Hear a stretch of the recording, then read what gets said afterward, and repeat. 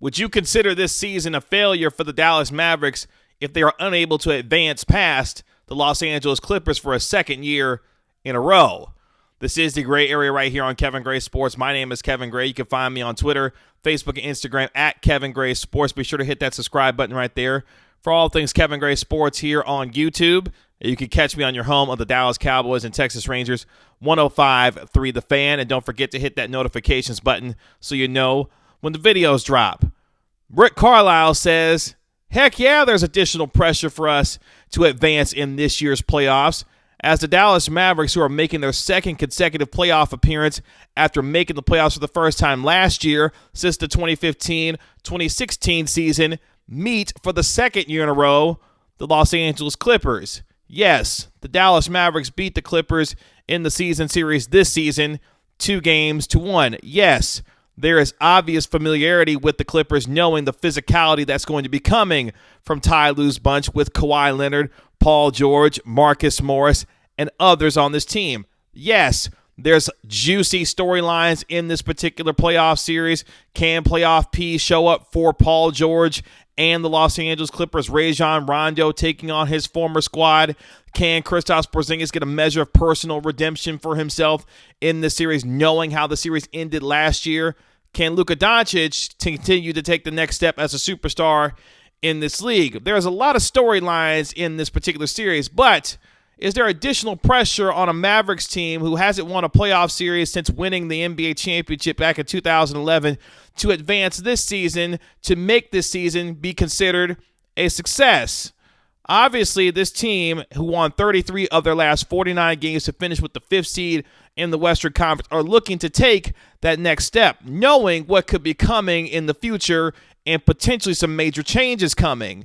Luka Doncic, who will most likely make a first-team All-NBA for a second consecutive year, is going to be eligible for his Supermax coming this summer. And it's naive to think that you're going to get 7 blind years of loyalty out of Luka Doncic, knowing that this roster needs to continuously improve year over year to give him the confidence and idea that he's going to stick around long term. It's very rare to get a Dirk Nowitzki who will play for over 20-plus years for one organization. It doesn't necessarily work like that in today's NBA. But here's Rick Carlisle answering the question, hey, Rick, is there additional pressure on this team to advance and win a championship sooner than later? Here is Rick's fired-up answer to that question. You know, when you're part of the organization like the Dallas Mavericks and there's a game scheduled, there's pressure to win that game. And when you come and work for this organization, you work for Mark Cuban, you got to be somebody that loves pressure. And I keep getting questions about, is there pressure to advance?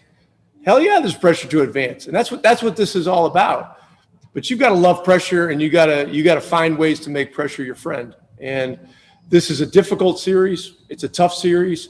But we're a championship organization, and we're not just looking to advance one round of the playoffs. I mean, ultimately, our goal is always to win a championship. And so, we preach championship habits. And in our prep, we're getting ready for a team that is a great basketball team in the Clippers with 2 major superstars and a very well-constructed group of role players. And we're going to have to be on point. We're going to have to be right. And it's a great challenge, but we're looking forward to it, man.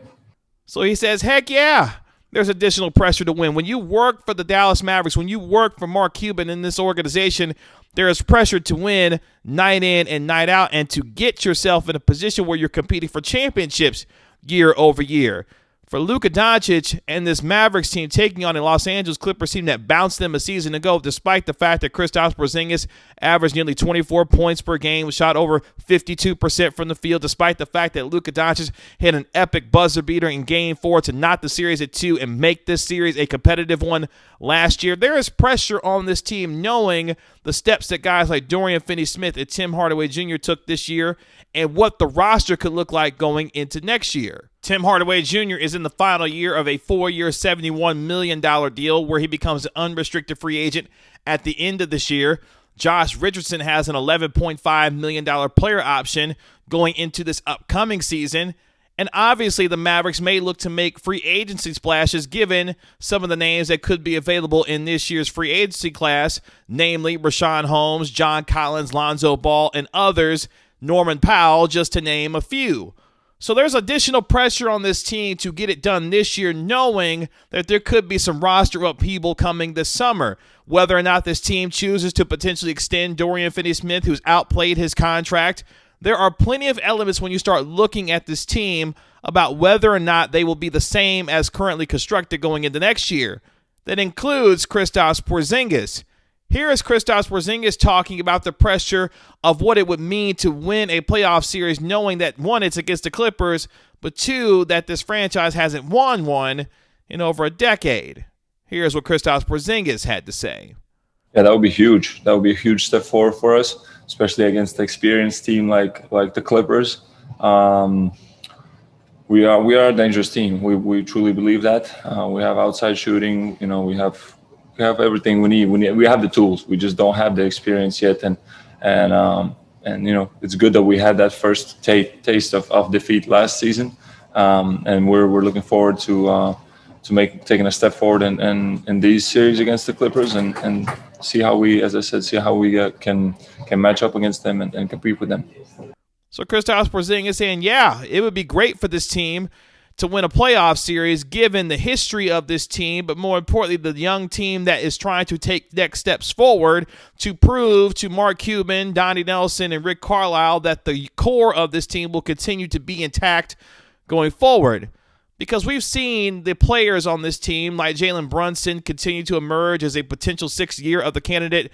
Guys like him appear to be part of the long-term future.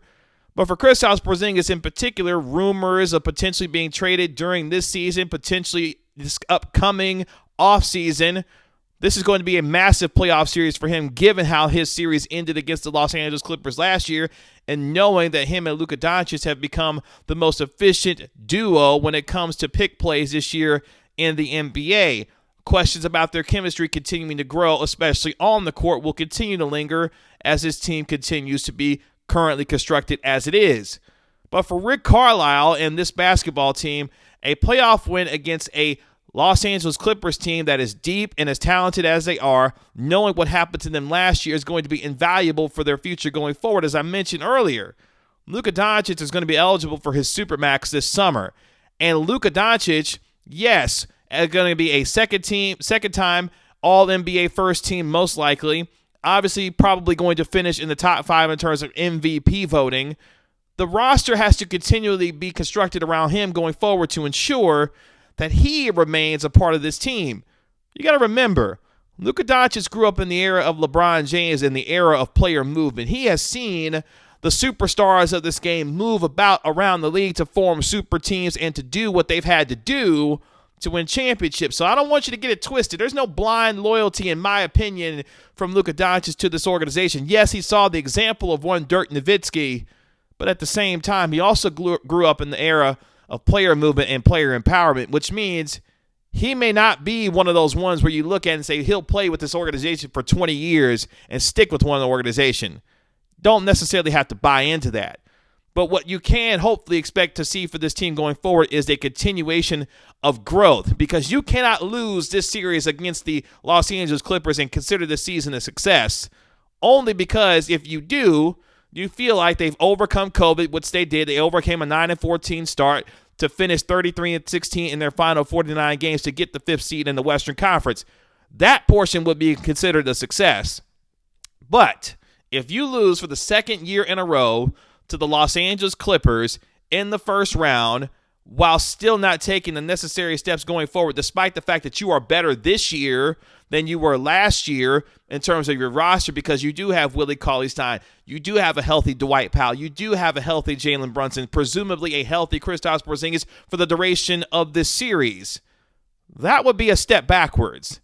Here is Dwight Powell answering that same question about whether or not it would be a success for this Mavericks team to win a playoff series and what it would mean for this organization going forward. Here's what Dwight Powell had to say.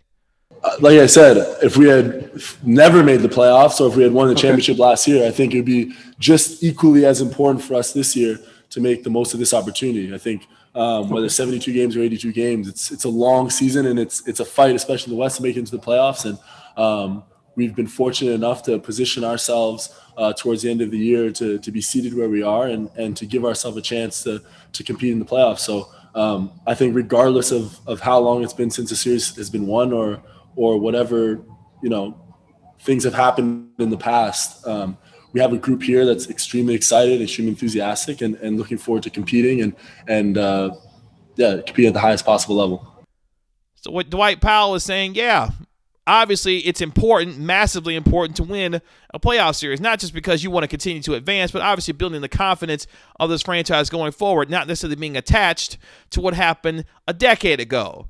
But like it or not, this team carries some of that burden for a franchise that has not won a series, a playoff series that is, in a decade. And it's going to be up to them this season to try and change that.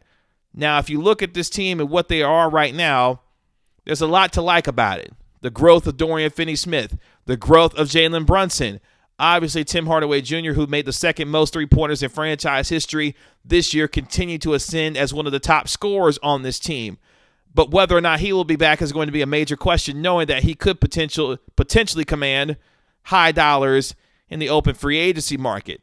And then obviously there's the Luka Doncic, Kristaps Porzingis question. Will this duo continue to be that duo going forward? But more importantly, will this organization finally commit to spending the kind of money on the right players to bring in to surround Luka Doncic, to give you confidence to Luka Doncic and to you, the Maverick fan, that this team is ultimately going in the right direction? Only time will tell if that is going to be actually the case. But it starts with winning a series against the Los Angeles Clippers to prove, one, that you learned and grew from last year's experience. We've seen that at times this year. This team was 18 and 15 in clutch time situations this year, which was 10th best in the NBA, after last year being 17 and 24 in such situations and being 21st in the NBA. So you're seeing this team grow in terms of some of its poise and late game execution down the stretch. Now, can they turn that into playoff experience against the Los Angeles Clippers team that has their eyes set on an NBA championship? But regardless, there's major pressure on this team to win a playoff series this year, given what they say they are. And that's a championship organization that expects to win year after year. I didn't say it. You heard Rick Carlisle and this organization and these players say it. I'm just telling you what they said. We'll see if it comes to fruition in this first round series against the Los Angeles Clippers. You can find me on Twitter, Facebook, and Instagram at Kevin Gray Sports. Be sure to hit that subscribe button for all things Kevin Gray Sports here on YouTube. And don't forget, you can catch me on your home of the Dallas Cowboys and Texas Rangers, 105.3 The Fan. This has been another episode of The Gray Area. We'll talk to you later. Peace.